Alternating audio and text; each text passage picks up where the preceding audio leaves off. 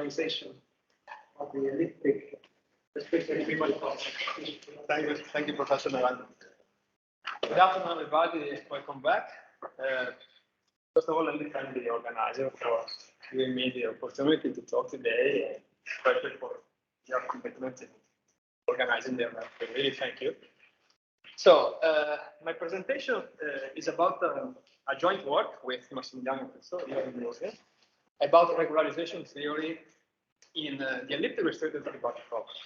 So, you have already heard about the regularization theory from previous talk by Bartello extensively for perturb-Capillary problem. Here, the idea is to consider again a perturb-Capillary problem, but with an extra collision point introduced by the elliptic restricted three-body problem model. And in particular, I would like to talk about Hamiltonian revisitation of the theory, following a simple geometric approach introduced in a recent paper by Gusto himself and Franco Cardin on local integrability of closed encounters in the circular case, spatial circular problem. So, first off, some motivation. If you think about the local regularization theory, and by local I mean the removal of one of the two centers of attraction of time in the circular counterpart, either in planar or in spatial case, you always rely on the existence of the Jacobi integral. So essentially, you take advantage of that, you fix a certain energy level, you reparameterize the time according to standard literature that you can find, you can look up, it's called general globally energetic reduction, and then you can construct a Hamiltonian, which is regular in the singularity that you have just selected. Well, in the elliptic case, this cannot be done in principle at the very beginning because, of course, of the lack of integrals. You don't have a known first integral globally defined. So this introduces a first complication, if you want, in the model.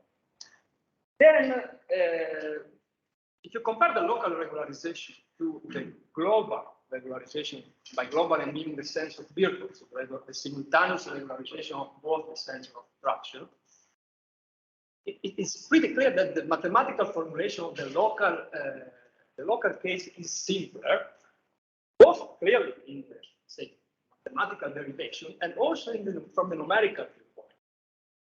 Both from the sense of implementation, this is a consequence, of course, of the mathematical formulation itself, but also in the performances.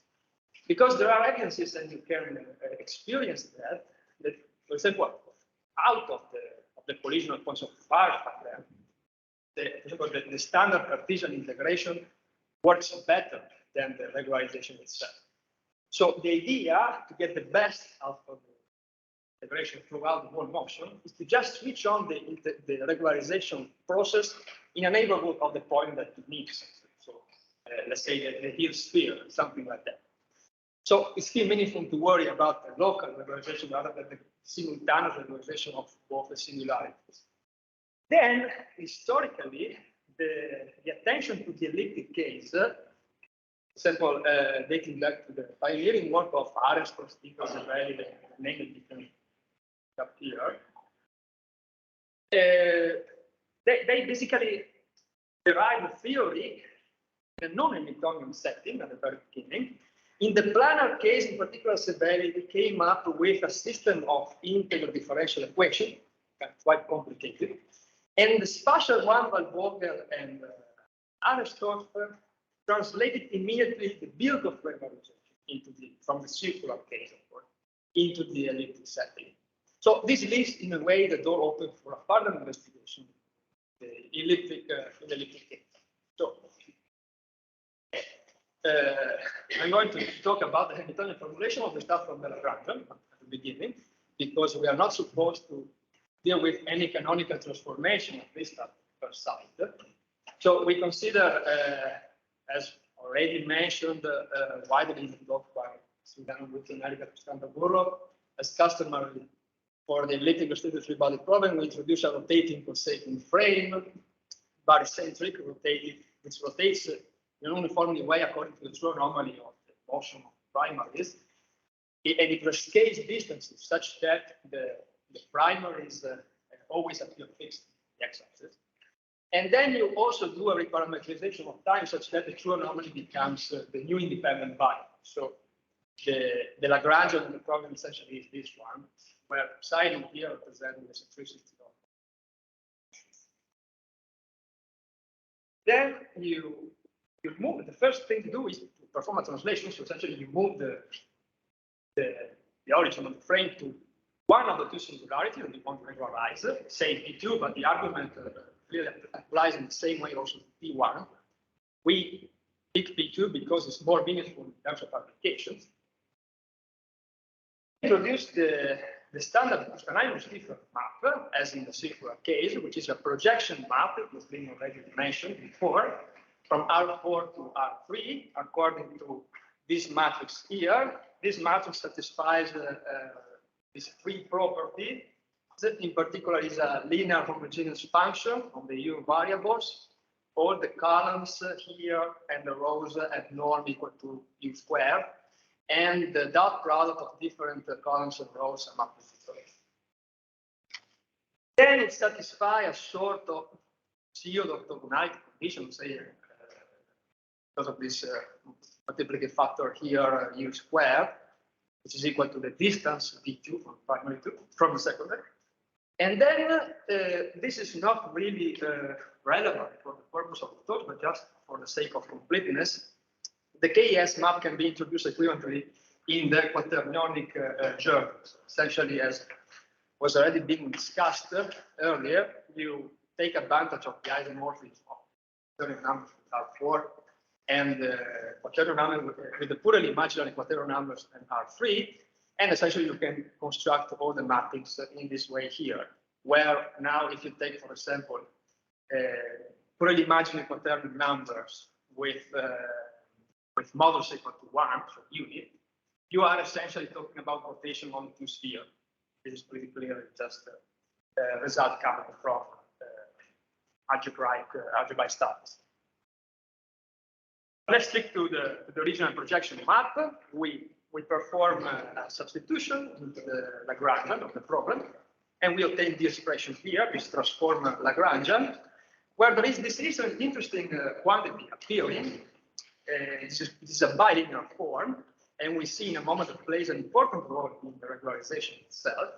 And then you also have other quantities appearing in the Lagrangian expressed by this Q-symmetric matrix here and these relations over here. So now the first thing to do is clearly to ask whether this transformation makes sense. It is legal. So you want, of course, that the Lagrange equation basically is said are invariant under this transformation because you are dealing with a projection at the beginning. So as in Cardin-Gusto, prove this proposition here, also in the elliptic case, you have that actually the solution project coherently from the U variables into the Q variable. So essentially the Lagrangian is really unchanged under this transformation, Lagrange equation. And the idea to prove here is to study the properties of the operators represented by the Lagrange equation themselves. So it's not that complicated, but the idea is essentially to study the kernel of the Jacobian matrix of pi, of the KS map. And essentially, if you say that this solution here holds, so this Lagrange equation here holds throughout the flow, then you essentially are saying that the Lagrange equation in the Q variables are in the kernel of the Jacobian matrix of this pi, and so the idea is to prove that this kernel is trivial, and then you obtain finite value. Okay, so now we would like to move to the Hamiltonian framework. So, for example, performing the Legendre transform and so on and so forth. But unfortunately, there is an obstruction which is introduced by the extra dimensionality, in particular by the bilinear form, and you get that the action matrix here is singular, so you don't have the possibility to invert. We overcome the degeneracy in this case by defining a modified Lagrangian, just by getting rid of the 2L squared contribution in the transform Lagrange. So we sum it up here. So assume for a while that this is possible, clearly you can define momenta and then move on to the Hamiltonian set. Okay, so clearly the claim here is that this modification does not alter the Lagrange equation. And this is precisely the case because of the symmetry of a symmetry. KS large code is an autonomous symmetry, so it is extensible also to the elliptic restorative bound problem. And it is a rotational symmetry in S04 represented by a one-parameter family of matrices of this type here.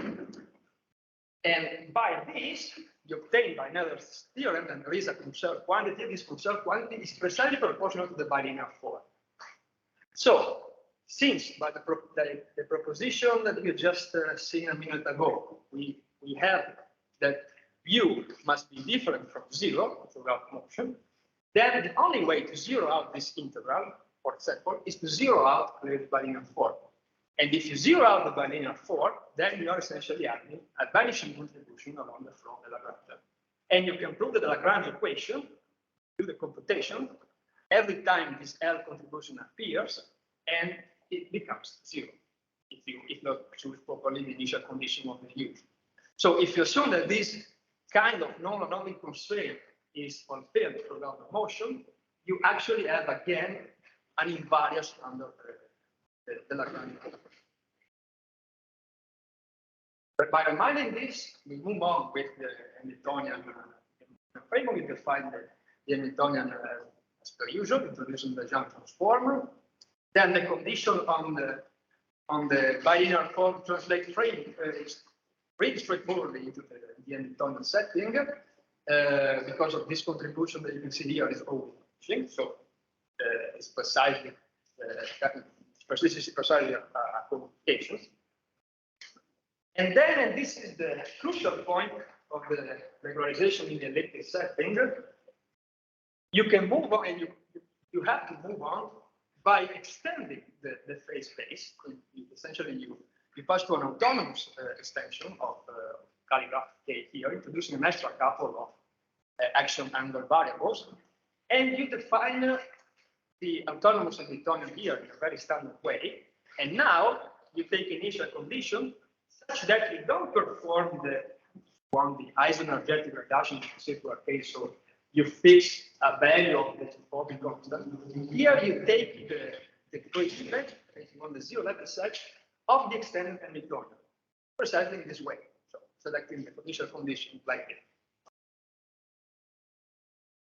Just after that, you can construct the regularized Hamiltonian in a very similar way to the circular one, just by multiplying the singular one by the u square, such that you eliminate the singularity, and you obtain that the new Hamiltonian here satisfies the three properties, is clearly regular at u equal to 0, is invariant under the same family of rotation. So now L of u, small u, capital U is really a perfect integral. And then, as you may expect, if you set epsilon equal to 0, you recover precisely the singular case. So the isoenergetic reduction played by the action phi, modulo minus some. Then you introduce, as customary, the reparametrization of time. In this case, it becomes a reparametrization of the fictitious anomaly through this relationship here. And you look at the solution of the regularized Hamiltonian according to the S variable as a new independent variable. And then you can state some theorem. So assume that you satisfy the free constraint C so far, and you, of course, parameterize the time, the true anomaly according to the relationship here. Then the solution of the regularized Hamiltonian project to the solution of the Hamiltonian of the original problem. And so in this way, you complete the brief. So you are precisely inside the Hamiltonian world, without any further extension, for example, to the Kustaanheimo-Stiefel mapping to the momentum or something like that. Okay, so let's see what happens now numerically. This is the theoretical machinery. So, of course, the goals are to simulate realistic closed counters. and possibly fast in order to avoid any interferences coming from, for example, manifold dynamics or the collinear Lagrangian point, like that. And realistic closed encounter. By realistic, I mean something, for example, relatable to closed encounters with natural objects, like comets, for example, but also with man-made, like the spaceship, because closed encounters are used to accelerate, for example, probes, something like that. And then we consider 3D orbits with an important reflection, because we really want to see the change after the interaction. And we start from the point of the minimum distance from the planet in order to see really what happens to the integration. And then most importantly, this is a technical requirement for the numerical integration. We test everything using an explicit fixed step numerical integration of the Hamiltonian family, in this case, it's 6 order 1, because we want to get rid of methods, for example, playing self-adjustment of the step size once you are close enough, for example, to singularity or something like that, in order to avoid any kind of influences coming from this phenomena, and see really what happens just in terms of the regularization. And then I want to stress that these methods here are not symplectic, but this, of course, is not a big deal because we are considering fast interaction. So you don't really have to worry about the preservation of the cell and the top. It's not playing important. Okay, just a quick description of the experiment. We consider this is a simple orbit. You consider the Sun-Jupiter elliptic distributed problem. You take initial condition of sufficiently high energy. Let's call it this J here, the F-dependent Jacobi integral in quotation marks, not at all an integral motion. It's just the extension of the elliptic case. And then you start from fairly minimum distance, as I said before, from Jupiter with non-zero inclination, going to have something in between. Then you perform the integration first backward in time up to a sufficiently large distance, let's say, in order to see what happens after the symbiotes, after the interaction. And then you integrate forward in order to revisit more or less the same size for twice the number of the previous iteration in order to get something like two equal length branches, something really comparable. For visual clarity, this is what happens. So we have the orbit here in the rotating frame. See the two color branches represent forward and the backward integration, one up in the other. Then in the barycentric, this is the orbit. You can see the two planes here tell you that there is a non-trivial inclination between the two after the interaction. And in green here, we have the orbit obtained using the Kustaanheimo-Stiefel method. Okay, this is just for visual clarity, but of course we want really now to compare the results in a neighborhood of the collision, so we have to see that point. And the idea is to look at this table. So here we just compute the norm of the solution just right before and after the interaction. The interaction here, so the closed encounters last around 1 in the true anomaly, according to the units, the standard units adopted. And we consider 4 refinements of the step size, looking at this direction. And we want to see, of course, what happens just before and after the closed encounters, in terms of the numeric, in terms of the values, and in terms of the interaction. And then, as another technical thing, if you think a little bit, you have a mismatch between the times of the true anomaly and the fictitious true anomaly if you wanted to compute the solution. So essentially, you don't recover solution precisely at corresponding time because of the variable step size that introduce taking this relationship here and integrate it against the equation for motion.